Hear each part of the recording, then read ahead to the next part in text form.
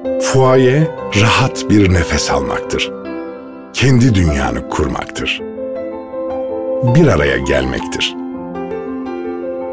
Başka bir zamanı yaşamaktır. En olmadık zamanda eğlenebilmektir. Bir evi hayata dönüştürmektir.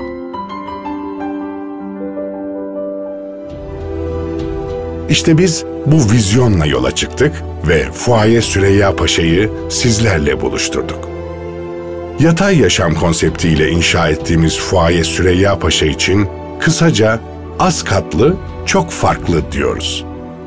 Maltepe, Süreyyapaşa Ormanı'nın yanı başında 106 dönüm arazi üzerinde sadece 850 daire inşa ediyoruz. %85'i yeşil alanlara ayrılan projemizde 2+1, 3+1 ve 4+1 daire seçenekleri bulunuyor. Az katlı blokların her dairesinde kat bahçesi ayrıcalığı da yeni evinizde sizi bekliyor. Fuaye Süreyyepaşa'da sizi başka neler mi bekliyor? Açık ve kapalı yüzme havuzları. Her daire için kapalı otopark. Sebze bahçeleri. Kadınlar için mutfak atölyesi. Yoga ve pilates atölyesi. Fitness center. Mini sinema salonu. Sauna. Hobi odası. Doğum günü kutlamalarınız için party house. Çocuk havuzları. Koşu ve yürüyüş yolları. Halı saha ve daha pek çok ayrıcalık. Ama en önemlisi, böylesine huzurlu ve keyif dolu bir yaşam merkezini şehrin tam içinde inşa ediyoruz.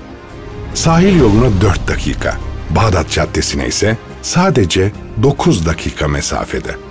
Yaşam merkezimizin içinde ayrıca 5000 metrekarelik bir alışveriş çarşısı yer alıyor. İster evinizden çıkıp yürüyerek alışveriş yapabilmenin ayrıcalığını yaşayın, ister kafelerinde, restoranlarında oturmanın keyfine varın. Evinize girdiğiniz andaysa fuaye kalitesiyle karşılaşacaksınız. Mutfağınızdaki ankastre eşyalardan banyonuzdaki vitrifiyelere kadar kullanılan tüm malzemeler lider markaların imzasıyla yeni evinizi taçlandırıyor. Ve böyle bir hayat elbette mükemmel bir güvenlik hizmetini hak ediyor. 7/24 kontrollü araç ve yaya giriş çıkışı, uzman güvenlik personeli, kapalı devre güvenlik kamera sistemi, her dairede görüntülü interkom sistemi, yangın ve duman alarmı. Burada her şey sizin yıldızları sayacak kadar huzurlu olmanız için.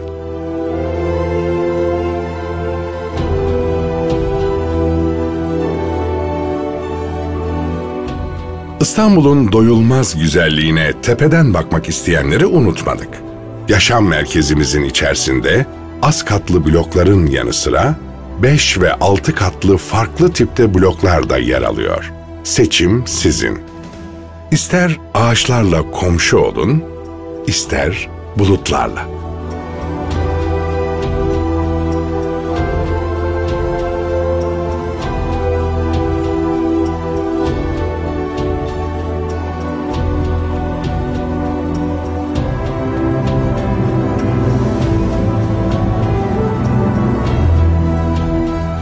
Fuaye Süreyyepaşa. Keyif için inşa ediyoruz.